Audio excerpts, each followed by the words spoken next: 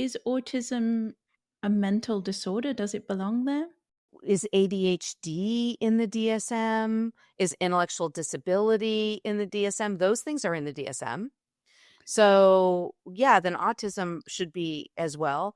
These things have roots, right, in abnormalities of early brain development. All of these things, Okay. Yeah. ADHD, Yeah. autism, intellectual disability, probably even things like, severe anxiety, uh, some other, disorders as well, probably have roots in how the brain doesn't wire up properly.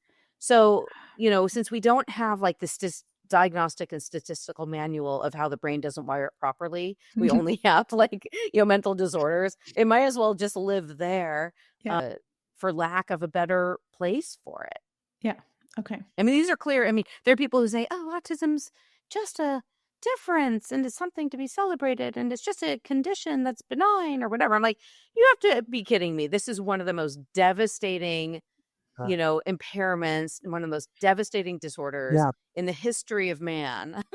So, like, I'm not going to be gaslighted by all those people who are like, oh, we should just see it as a natural difference. It's like, no, these are people who unimaginably impaired. And my good friend lives not far from me. She has a son, who's in a football helmet all the time because he's beating his head Wow. constantly. He has bruises all over, his face and his body from just constant self-injury.